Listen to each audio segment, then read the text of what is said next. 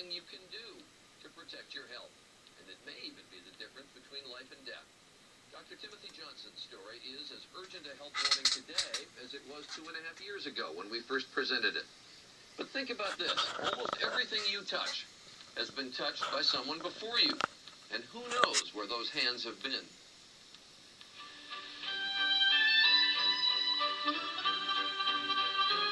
Our hands are our most intimate companions, scratching us when we itch, bringing us nourishment, comforting us when we're sick, and literally opening doors for us. But because our hands are so actively involved in the world, they come into contact with many things, including messes of one kind or another. And because they're soft and moist with all kinds of crevices, our hands also have a tendency to pick up things we can't see, like germs, which can cause us to get sick if we forget to do one simple thing. That's right, good old-fashioned hand washing, just like our mothers always told us to do. But many experts are now saying it's a lesson too many of us have long since forgotten. And the results have been alarming. Today, infectious diseases are growing with a vengeance. In just 12 years, they increased by 58%, rising from the 5th to the 3rd leading killer of Americans. And one of their favorite stomping grounds is hospitals. Every year, some 2 million hospital patients come down with an infection that they didn't have when they came in. And each year, those infections contribute to as many as 80,000 deaths. And here's the reason we're telling you all this. Experts estimate that as many as 1/3 of these infections are preventable, many if not most of them through better hand washing. It has been shown since the 1800s to be the single most important thing that we can do to reduce infections and even reduce mortality. Dr. Trish Pearl is in charge of infection control at Johns Hopkins Hospital. You will put hand washing, good old-fashioned hand washing, in a modern hospital right at the top of the list. I would put that number 1. And yet, study after study shows that healthcare workers simply aren't doing enough of it. At one point, a nurse came in and started to change bandages. She did not wash her hands in his room. And when I questioned her about it, she just basically snapped at me, "Are you a doctor? If not, leave me alone." Bruce Cranendock's father, Charles, was admitted to Scottsdale Memorial Hospital North in April 1995 to remove a cancerous growth in his lung. They expected full recovery. In fact, the surgeon indicated that my father had had a textbook surgery and a textbook recovery. And yet, Charles died within 10 days of his successful surgery. It wasn't the cancer that killed him, it was the Staph aureus infection he caught in the hospital. His family is convinced the infection was the result of poor hygiene on the part of the nursing staff. My 2 sisters were there, my mother was there, I was there. None of us ever witnessed any nurse washing her hands or using any latex gloves. Scottsdale Memorial North declined our request for an interview, saying in a statement that hospital-acquired infections are, quote, not necessarily caused by the hospitalization, and the nursing staff follows extensive hand-washing protocols. These kind of things are what lead to needless death, and we don't need this. There's no reason for this. Surprisingly enough, the lowest rates of hand washing take place in intensive care units, which have the patients most susceptible to infection. Studies show that ICU hand washing rates can be as low as 20 to 50%, and that doctors tend to be the worst offenders. The issue of hand washing is considered so serious that the American Medical Association recently passed this resolution, reminding physicians that, quote, they have a professional obligation to wash their hands.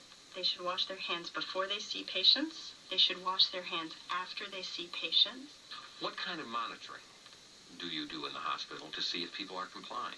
What we like to do is we prepare little baggies. We put culture media in the baggies, and then we just walk up to somebody and we say, I was wondering if we could culture your hands. Sure, that'd be fine. Just, if you will, put your hands in the bag and squeeze them together for about 30 seconds. And we have them put their hands in this solution. And then we go downstairs and take it to the microbiology lab. Hi, Diane. I have 2 hand cultures for you. What do you typically find that you come back and show them or tell them? We find some things that everyone has on their skin.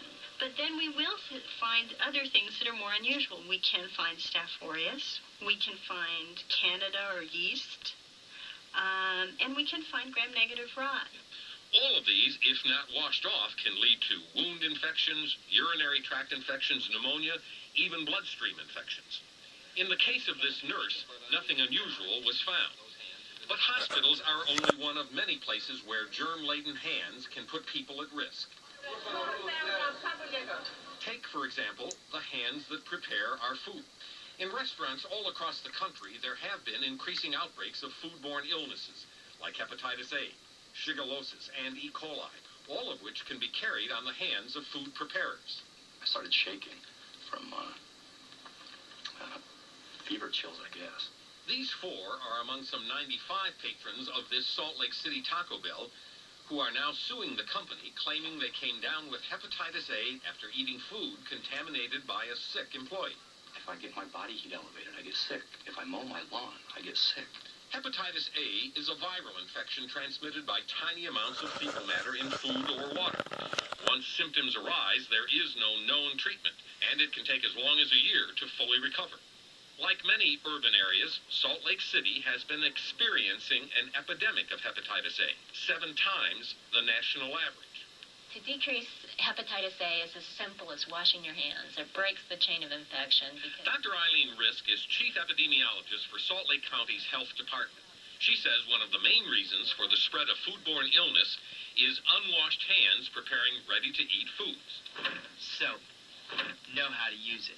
In response to the outbreak, Salt Lake's health department has launched a hand-washing campaign using the slogan, "Utah's health is in your hands."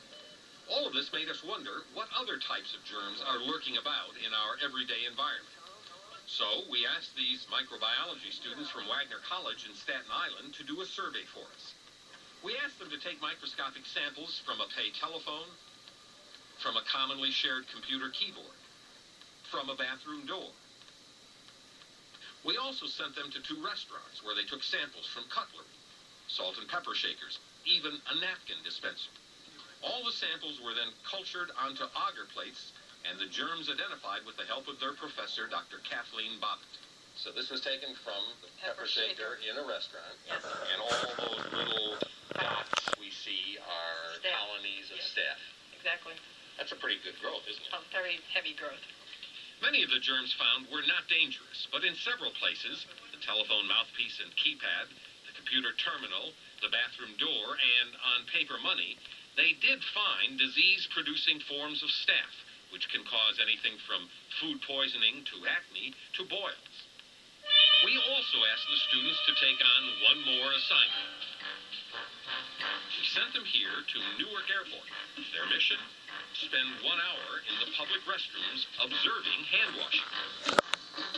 Okay, we surveyed 261 people, and after they used the restrooms, 68% washed their hands and 32% did not. Broken down by gender, it wasn't even close. Women washed their hands 83% of the time, while men only 54%. And our standards were not that strict.